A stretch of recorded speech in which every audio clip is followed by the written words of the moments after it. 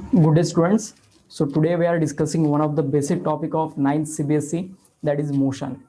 तो ये motion topic mechanics section से बिलोंग करता है। मैकेनिक्स ये एक बेसिक सेक्शन है फिजिक्स का।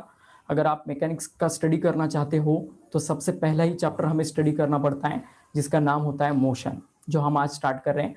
तो इस टॉपिक के सभी टेबल ऑफ कंटेंट का एक ओवरव्यू कर लेते हैं हम। सबसे पहले हमें देखना है इस चैप्टर में rest and motion. Next section रहेगा डिस्टेंस एंड डिस्प्लेसमेंट। उसके बाद नेक्स्ट सेक्शन रहेगा speed and velocity. After that acceleration and kinematical equation. उसके बाद हम कुछ इससे रिलेटेड न्यूमेरिकल्स देखने वाले हैं। और finally NCERT questions and answer Intex हो या फिर एक्सरसाइज हो, ईच एंड एवरी क्वेश्चन हम इन वीडियोस में देखने वाले हैं। तो अब इन सभी वीडियोस को अगर आपको अच्छे से देखना है और इस चैप्टर को आपको आउट ऑफ प्रिपरेशन करना है तो इसके लिए सबसे पहले मेरे चैनल को सब्सक्राइब कीजिएगा और हर दिन जो नए नए वीडियोस मैं अपलोड करने वाला हूं उसके अपडेट के लिए बेल आइकन को प्रेस कीजिएगा। तो स्टार्ट करते हैं हम इस टॉपिक के फर्स्ट बिट को, जिसका नाम है रेस्ट एंड मोशन। तो रेस्ट और मोशन क्या रहेगा देखिएगा।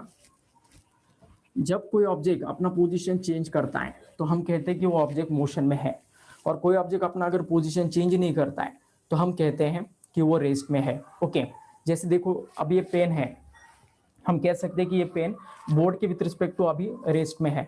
अगर मैं इसे मूव करता हूं तो देखिएगा पेन मूव हो रहा है, लेकिन किसके विथ रिस्पेक्ट टू मूव हो रहा है, इस बोर्ड के विथ रिस्पेक्ट टू। तो जब कभी भी हम मोशन या फिर रेस्ट डिफाइन करते हैं तो हमें फ्रेम ऑफ रेफरेंस देना बहुत जरूरी होता है। फ्रेम ऑफ रेफरेंस मतलब क्या होता है देखिएगा, जब हम मोशन को मेजर करते हैं तो मोशन ये रिलेटिव कंसेप्ट है। मतलब एक ही ऑब्जेक्ट किसी पर्सन के लिए रेस्ट में होता है तो दूसरा ऑब्जेक्ट के विथ रिस्पेक्ट टू वही ऑब्जेक्ट मोशन में भी हो सकता है। मतलब एक ही ऑब्जेक्ट रेस्ट में होगा तो वही दूसरे पर्सन के लिए वो ऑब्जेक्ट मोशन में भी नजर आ सकता है। तो इसी वजह से रेस्ट एंड मोशन ये रिलेटिव कंसेप्ट होते हैं। तो पहले तो हम रेस्ट और मोशन को डिफाइन करते हैं और बाद में इस कंसेप्ट के ऊपर जाते हैं। रेस्ट को हम कैसे डिफाइन कर सकते हैं, if object does not changes its position with respect to surrounding, then object is said to be at rest. Okay, and if object changes its position with respect to surrounding, then object is said to be in motion. तो object motion में कब रहेगा और rest में कब रहेगा ये हम कैसे डिफाइन कर सकते हैं। अगर अब ऑब्जेक्ट अपना पोजीशन चेंज करता है with respect to surrounding, then object motion में है। और ऑब्जेक्ट अगर अपना पोजीशन चेंज नहीं करता है with respect to surrounding, then object क्या रहेगा, रेस्ट में। तो यही डेफिनेशन है रेस्ट और मोशन के। इस वीडियो के आखिर में मैं आपको स्लाइड्स दिखाने वाला हूँ, जिन स्लाइड्स पर ये सभी डेफिनेशंस लिखे हुए हैं। आपको यहाँ पर लिखने की जरूरत नहीं है, सिर्फ समझने में फोकस करो आप। ओके, इसके बाद देखिएगा जो मैंने आपको कंसेप्ट अभी ये 2 मिनट पहले बताया था कि रेस्ट एंड मोशन ये रिलेटिव कंसेप्ट है। तो इसे एक्सप्लेन करने के लिए इसके ऊपर क्वेश्चन आता है एनसीईआरटी में, गिव रीजन आ सकता है why rest and motion are relative concept. तो इसे हम कैसे डिफाइन कर सकते हैं देखिएगा। इसे एक्सप्लेन करने के लिए हमें एक एग्जांपल देना पड़ता है, और वो एग्जांपल क्या रहेगा देखिएगा। एक बस लेना है हमें जो कुछ वेलोसिटी से आगे बढ़ने वाला है, और इस बस में 2 पर्सन दिखाने आपको। ये पर्सन ए रहेगा जो बस में सीटेड है, और ये दूसरा पर्सन रहेगा बी। ओके, ये दोनों भी बस में कुछ वेलोसिटी से आगे जाने वाले। ओके, और एक पर्सन सी है जो खड़ा है रोड के एंड पर। ओके, और वो ए और बी को ऑब्जर्व कर रहा है। ओके, ऐसा आप कंसिडर कीजिएगा। तो 3 पर्सन है, ए एंड बी, ये 2 पर्सन एक बस में है। ओके, और ये सी पर्सन रेस्ट में है, ग्राउंड पर खड़ा है। ओके, तो इसका फ्रेम ऑफ रेफरेंस अब अर्थ रहेगा जो रेस्ट में है, और ये जो 2 पर्सन है इनका फ्रेम ऑफ रेफरेंस जो बस रहेगा वो मोशन में है। ओके, तो सीयर अगर हम बी को ऑब्जर्व करते हैं ए के विथ रिस्पेक्ट टू, ओके, मतलब ए जब बी को देखेगा, ओके, तो बी ए को कैसा नजर आएगा, रेस्ट में, क्योंकि ए जितने स्पीड में है उतने ही स्पीड में बी है। इस कारण दोनों भी ऑब्जेक्ट एक दूसरे को रेस्ट पर है ऐसा अपीयर होने वाला है दोनों भी ऑब्जेक्ट्स को। ओके, आप भी ये example day to day life में ऑब्जर्व करते होंगे। जब आप कभी बस से सफर करते हो तो आपको आपका नेबरिंग पैसेंजर रेस्ट में नजर आता है। वही अगर बस के आउटसाइड जो पोल्स होते हैं रोड्स पर, या फिर रोड आपको पीछे जाते हुए नजर आता है। Why it happens, because at the time our frame of reference is bus. Okay, जो मोशन में होता है, इस कारण हमें सभी चीजें उसके विथ रिस्पेक्ट टू ऑब्जर्व होते हैं। और जब हम अर्थ पर खड़े होते हैं तो उसके विथ रिस्पेक्ट टू हमें सभी ऑब्जेक्ट्स मोशन में या फिर रेस्ट में नजर आते हैं। तो देखिएगा अगर हम बी का मोशन मेजर करते हैं विथ रिस्पेक्ट टू ए, तो बी हमें कैसा अपीयर होने वाला है, रेस्ट में। वही अगर हम बी को ऑब्जर्व करते हैं with respect to C, B के मोशन को हम ऑब्जर्व करने वाले हैं विथ रिस्पेक्ट टू सी, तो सी को बी कैसा दिखने वाला है, मोशन में, क्योंकि ये रेस्ट में खड़ा है और ये मोशन में। तो दैट्स वाई, मतलब देखिएगा आप, एक ही ऑब्जेक्ट है बी जो ए के लिए रेस्ट में नजर आ रहा है, तो वही ऑब्जेक्ट बी सी के लिए कैसा नजर आ रहा है, मोशन में। मतलब हम क्या कह सकते हैं, an object appears to be at rest for one person and the same object appears to be in motion for other person. That's why rest and motion are the relative concept. तो बस इतना ही beat है rest और motion का। और ये give reason आता है आपको, तो ये गिव रीजन अगर आता है तो आपको ऐसा डायग्राम निकालकर एक्सप्लेन करना पड़ेगा। An object is at rest for one person and the same object appears to be in motion for other person, so that's why motion and rest are relative concept. तो इसके बाद हम इस topic के next beat की ओर जाते हैं जिसका नाम है डिस्टेंस एंड डिस्प्लेसमेंट। तो ये भी एक इंपॉर्टेंट बीट है इस टॉपिक का।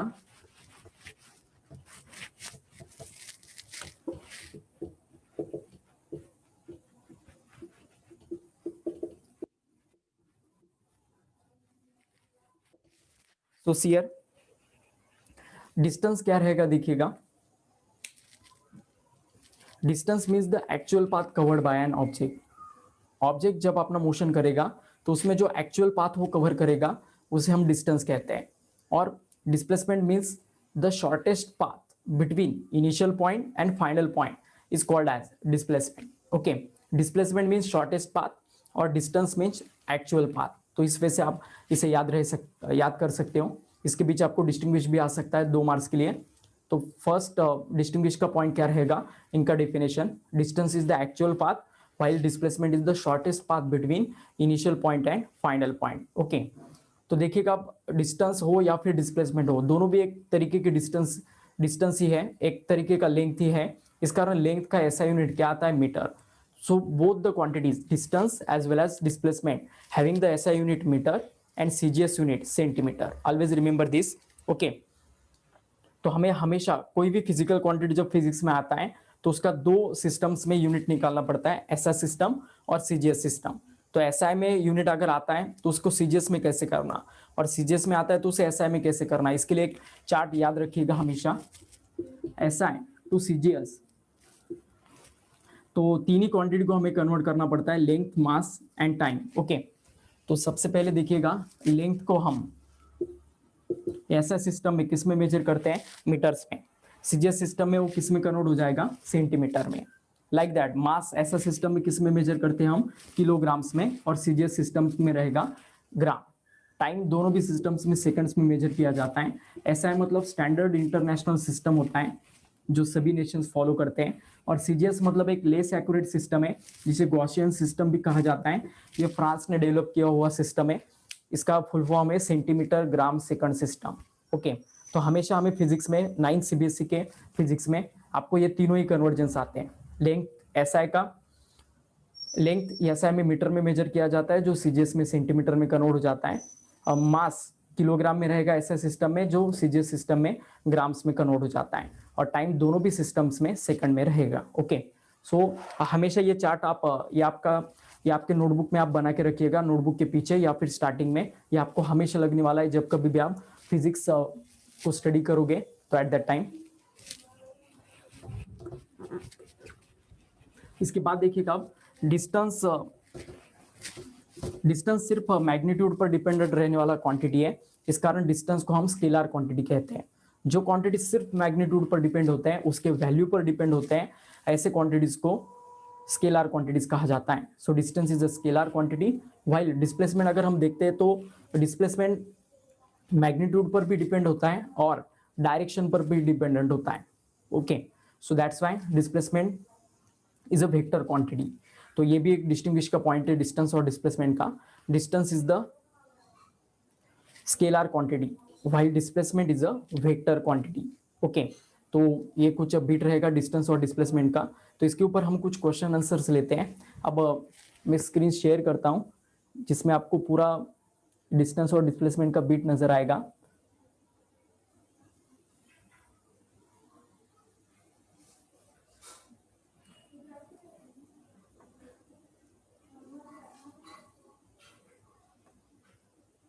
ओके सो सियर, तो जो टॉपिक हम देख रहे हैं उसका नाम है मोशन।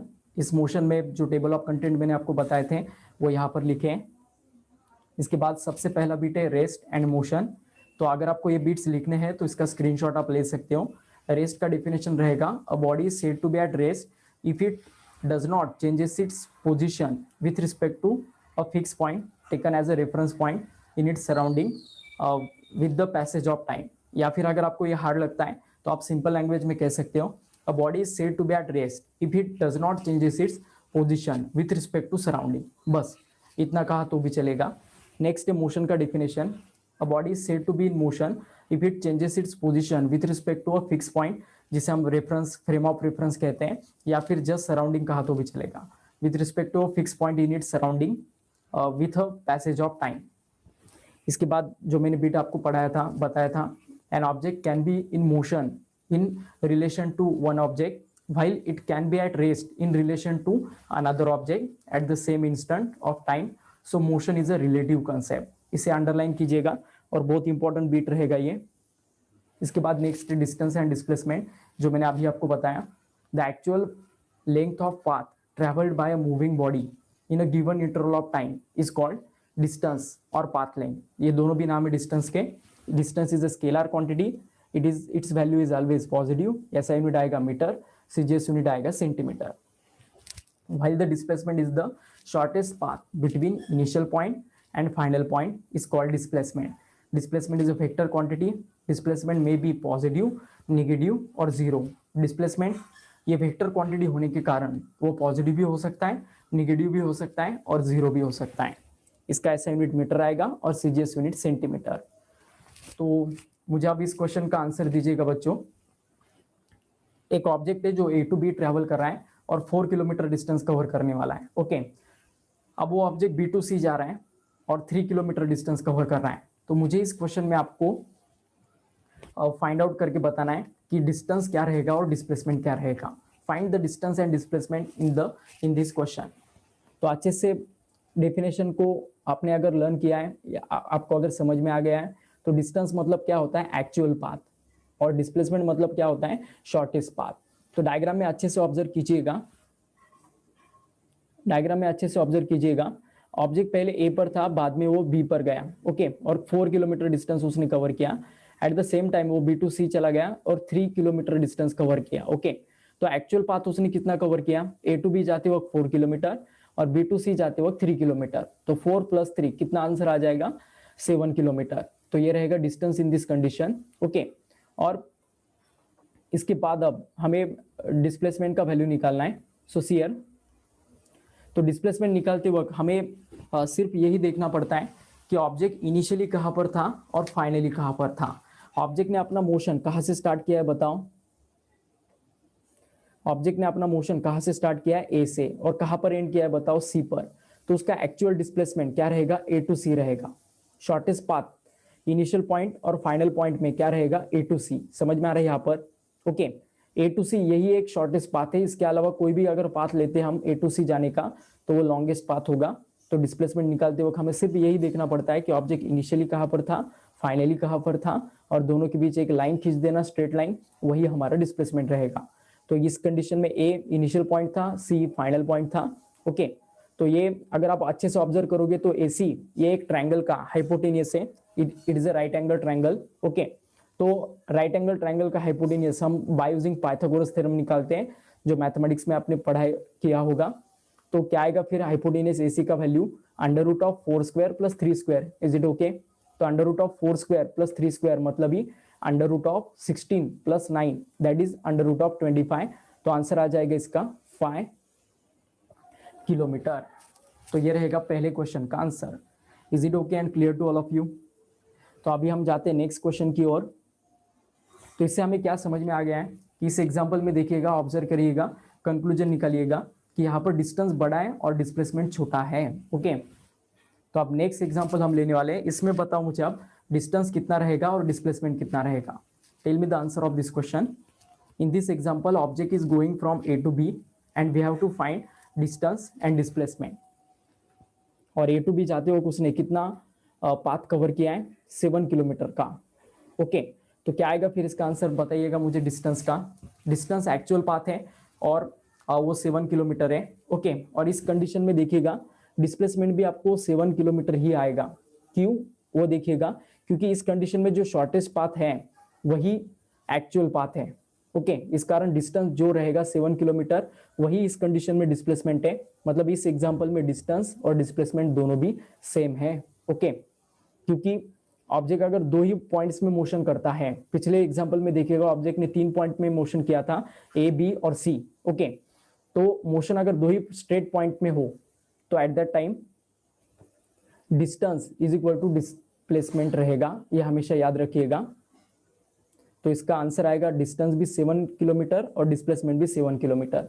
तो पिछले वाले एग्जांपल ने हमें क्या बताया था कि डिस्टेंस बड़ा होता है डिस्प्लेसमेंट से, और ये वाले एग्जांपल ने हमें क्या बताया कि distance and displacement are equal. तो हम इससे क्या कॉमन कंक्लूजन निकाल सकते हैं कि डिस्टेंस ऑलवेज ग्रेटर देन और इक्वल टू डिस्प्लेसमेंट। तो ये रहेगा फाइनल कंक्लूजन, डिस्टेंस एक तो बड़ा होगा डिस्प्लेसमेंट से या फिर इक्वल होगा, लेकिन डिस्टेंस कभी भी डिस्प्लेसमेंट से छोटा नहीं होगा। So always remember this point. अब इस एग्जांपल में मुझे बताइएगा कि डिस्टेंस क्या रहेगा और डिस्प्लेसमेंट क्या रहेगा। Tell me the answer of this question. Object एक सर्कुलर पाथ में डिस्टेंस कवर कर रहा है, एक कंप्लीट सर्कल कंप्लीट कर रहा है, और उसने अपना मोशन कहां से स्टार्ट किया है, ए से। ओके, और वो वापस मोशन करके ए पर ही आने वाला है। तो अब इस कंडीशन में आपको बताना है कि डिस्टेंस क्या रहेगा और डिस्प्लेसमेंट क्या रहेगा। ए से उसने अपना मोशन स्टार्ट किया और फाइनली वो वापस फिर ए पर ही आ रहा है।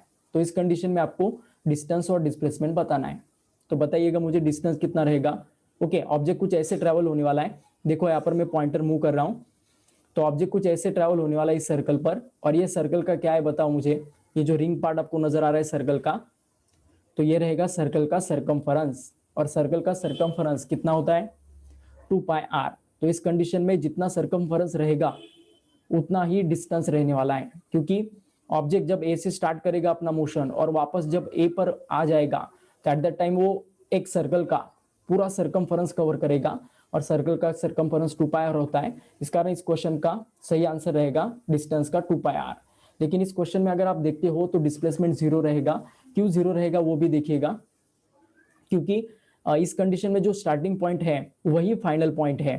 तो यहाँ पर जो इनिशियल पॉइंट रहेगा वही फाइनल पॉइंट है, इस कारण सेम पॉइंट से सेम पॉइंट का डिस्टेंस 0 रहेगा। That's why displacement in this condition is 0। तो हमेशा याद रखना, यही एग्जांपल नहीं कोई भी एग्जांपल हो, जिस एग्जांपल में ऑब्जेक्ट ने एक पॉइंट से मोशन स्टार्ट किया और उसी पॉइंट पर अगर वो वापस आ गया, भले वो कितना भी डिस्टेंस क्यों ना कवर कर ले, और उसी पॉइंट पर अगर वो वापस आके मोशन एंड करता है तो एट दैट टाइम उसका डिस्प्लेसमेंट 0 होगा। जैसे आपको भी पता होगा, आप घर से स्कूल जाते हो और स्कूल से वापस घर आते हो, तो आपका नेट डिस्प्लेसमेंट क्या हो जाएगा 0, लेकिन आपने कुछ ना कुछ डिस्टेंस कवर किया होता है। ओके, तो याद रखिएगा इसे हमेशा। So in this condition distance displacement is 0। Okay, अब ये लास्ट क्वेश्चन है जिसमें आपको बताना है। ये क्वेश्चन अगर आपको समझ में आ जाता है तो डिस्टेंस और डिस्प्लेसमेंट का पूरा कंसेप्ट आपको बाय हार्ट हो जाएगा, और आप इसके जैसे कोई भी क्वेश्चन के आंसर दे सकते हो। ये लास्ट कंसेप्ट है, find the displacement when object is travelling from B to C and then A. Object B to C जा रहा है और उसके बाद वो ए के ऊपर जा रहा है, तो इस कंडीशन में आपको डिस्टेंस भी निकालना है और डिस्प्लेसमेंट भी निकालना है। ओके, तो सबसे पहले देखिएगा ऑब्जेक्ट कहाँ से कहाँ जा रहा है, ट्रैवलिंग फ्रॉम बी टू सी। तो बी टू सी जाते वक्त वो कितना डिस्टेंस कवर करेगा 10 किलोमीटर, और बाद में वो सी टू ए जाने वाला है तो कितना डिस्टेंस कवर करेगा 20 किलोमीटर। सो 10 + 20 आंसर आ जाएगा 30 किलोमीटर। तो ये रहेगा distance in this condition. Okay, लेकिन अगर इस कंडीशन में कोई अगर आपको डिस्प्लेसमेंट निकालने के लिए कहता है तो वो डिस्प्लेसमेंट कितना रहेगा देखो आप। तो डिस्प्लेसमेंट निकालते वक्त हम क्या देखते हैं, ऑब्जेक्ट इनिशियली कहाँ पर था, ऑब्जेक्ट इनिशियली बी पर था और फाइनली एंड कहाँ पर किया उसने मोशन ए पर। तो इनिशियल और फाइनल इन दोनों के बीच का जो डिस्टेंस रहेगा 10 किलोमीटर, यही हमारा फाइनल आंसर रहेगा। लेकिन यहाँ पर अच्छे से देखो मैंने इसका आंसर क्या लिखा है, -10 kilometre. Why I am writing -10 kilometre, because this displacement is covered in a negative direction. तो जब कभी भी डिस्प्लेसमेंट आप निकालते हो तो displacement is a vector quantity, so it may be positive, negative और 0। ये पॉइंट मैंने आपके साथ डिस्कस किया था। इस कारण देखिएगा डिस्प्लेसमेंट कब निगेटिव रहेगा ये बताने वाला ये एग्जांपल है। इसके पहले मैंने डिस्प्लेसमेंट डिस्टेंस इक्वल रहेगा ये बताया था, डिस्प्लेसमेंट जीरो रहेगा ये भी बताया था लास्ट प्रॉब्लम में।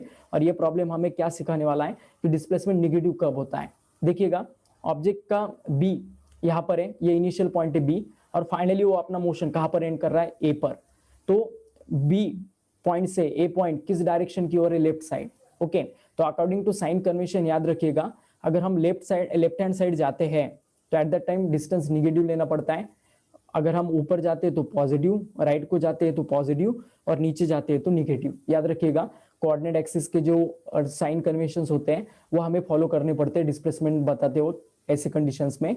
तो अगर ऑब्जेक्ट डिस्प्लेस हो रहा है लेफ्ट साइड तो निगेटिव लेना डिस्प्लेसमेंट, राइट साइड हो रहा है तो पॉजिटिव लेना, ऊपर जा रहा है तो पॉजिटिव और नीचे जा रहा है तो निगेटिव। ओके, तो हमेशा याद रखना इनिशियल पॉइंट से फाइनल पॉइंट अगर लेफ्ट साइड हो तो डिस्प्लेसमेंट निगेटिव आएगा, डाउनवर्ड डायरेक्शन में हो तो भी निगेटिव आएगा, सिर्फ अपवर्ड और राइट साइड में जब रहेगा तभी प्लस आएगा। So this is the concept related to the distance and displacement. तो जितना भी पढ़ाने वाला पार्ट है डिस्टेंस और डिस्प्लेसमेंट का यहाँ पर खत्म होता है। तो अगर ये बिट आपको अच्छे से समझ में आ जाता है तो जरूर आप इसके आगे जो दिए हुआ टास्क है ये आप कंप्लीट करोगे।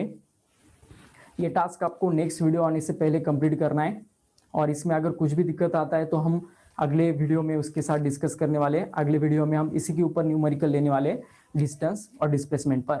तो आज के लेक्चर में हम यही स्टॉप करते हैं। अगर आपको ये लेक्चर अच्छा लगा हो तो इसे ज़रूर लाइक कीजिएगा और आपके दोस्तों के साथ इसे ज़रूर शेयर कीजिएगा।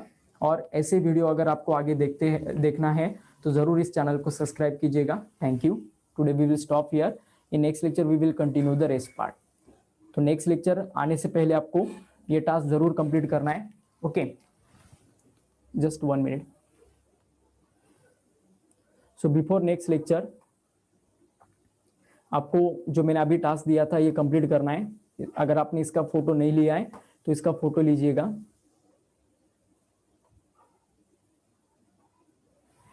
Take the screenshot of the screen. So today we will stop here, and in next lecture we will continue the rest part. Thank you.